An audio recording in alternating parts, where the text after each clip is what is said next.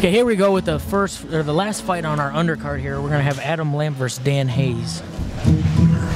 We got Adam Lamp at 26 years old versus Dan Hayes at 32. Both right at 162, 163 pounds. Oh yeah! And in the blue corner, go ahead and put your hands together for me. Let's make it loud for Dan Hayes! Dan Hayes with some fans in the audience. Here we go. We got another belt mismatch here, but like the last time we saw this, what did not play a factor as the lower ranked belt submitted the other guy. So we have a, it looks like it might be a 4-stripe and one's missing. It's hard to tell that. Yeah, that's exactly what it looks like. But we got a 4-stripe blue belt versus a 1-stripe purple belt. Both about the same height. We'll see what the styles are here. As you talked about earlier, it's really hard to determine. I mean, the color of the belt doesn't necessarily mean a lot. There's a lot of blue belts that can walk through purple belts in certain gyms, and and vice versa. So we'll see how it goes. Your belt ranking all depends on your school and your professor and when they think you're ready for that belt. Obviously, all black belts promote at different levels and different speeds. So to be a blue belt under one professor could be a white belt under another, or even a brown under another. You never know.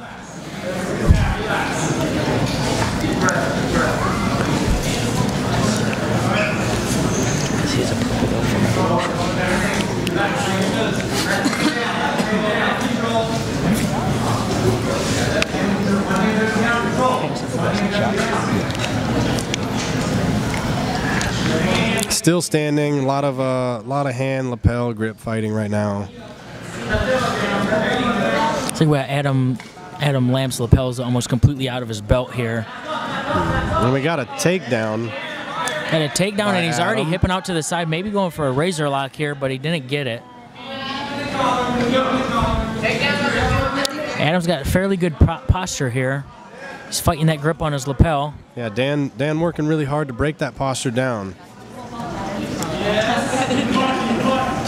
Both know that posture is kind of the battle right here in closed guard.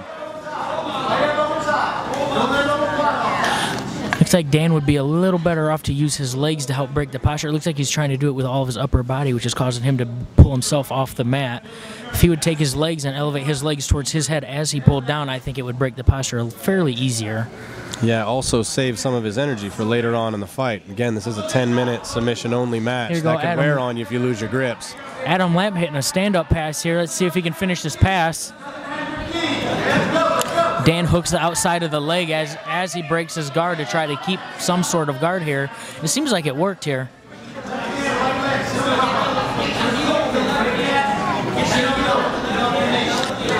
Dan with the De La Hiva hook here. Let's see if he can use it and utilize it to his advantage.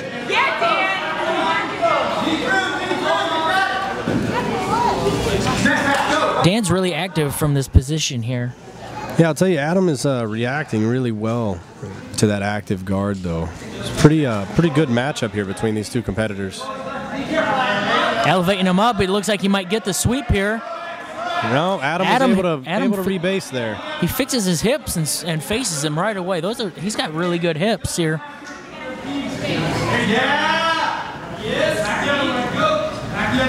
Dan looking for a lapel choke there, it looked like, for just a split second. It looks like he's trying to hit a knee slice pass. If he could put the weight down on one of Dan's legs, he could finish this pass. Yeah, he needs to get Dan's upper body flat there. He'd have far more success with that pass. Dan looking for that lapel choke again. Dan's trying to take advantage of Adam trying to pass with his head down, and every time he pulls his head down, he snaps his head and tries to grab the lapel to choke him. It's a very tricky thing, and it stops Adam's passes dead in their tracks. And here he passes with his head up. Adam on his way to this pass, though. Dan only with the quarter guard. Yeah, Adam attempting to flatten him out here, doing exactly what he needs to do. Dan turtles to avoid the pass. Looks like Adam might have an arm around his neck, though. I don't know if he's got a lapel grip. Nope, he doesn't. Back to their feet. That was a good scramble there. Very well-matched fight here. Both guys fighting for inside control here. We'll see if we get another guard pull or if we get a takedown here. We're back to that grip, lapel, and hand fighting here, which is underutilized often. People don't understand how important that is. Yeah, in a gi, it's a lot more simple to control your opponent if you have good grips and you train your grips a lot, because it's very hard to break somebody who has a good grip. It's very hard to get them off of you.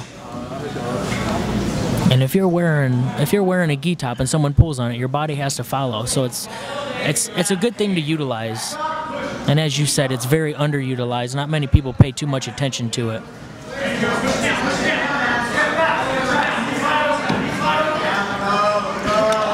Here we are in this open guard position again, where Dan is extremely active trying to hit sweeps.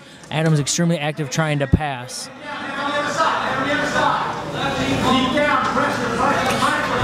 The fight of this match seems to be restoring guard and passing guard here.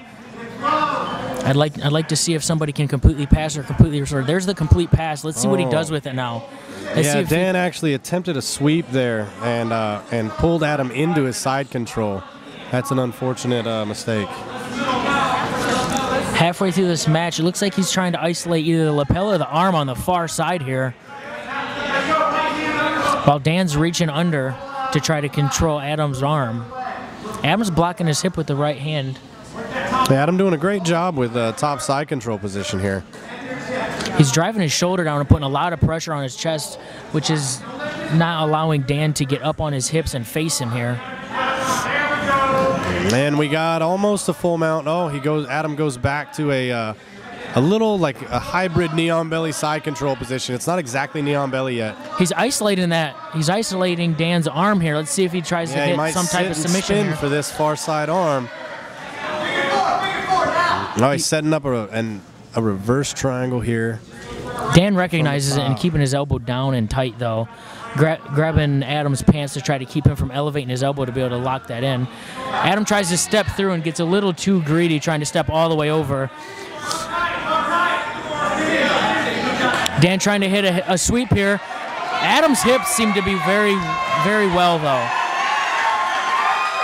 Dan finally gets his sweep. Crowd going kind of wild about it. Let's see what he can do from top now.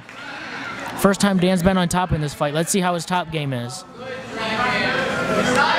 Adam climbing his guard up high like he's supposed to. Adam's got a real high guard here. He's isolating an arm as well. He's hipping out, putting his knee across. He might be going for a sweep. Dan stands up, puts his knee in the middle.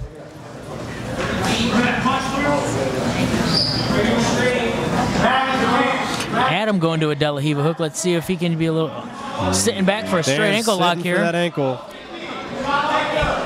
It doesn't look. Yeah, Adam's doing a great job getting his weight on that foot, flattening that foot out. Dan's gonna have no luck with that ankle lock with Adam's foot down on the ground. He's gonna have to uproot his base. He might be able to use it to sweep him here with that hook he's got on with his right leg. It looks like that's what he's going for. He might be able to spin out and take his back if he lets go of the leg. And he takes him the other way just for a sweep to get on top here.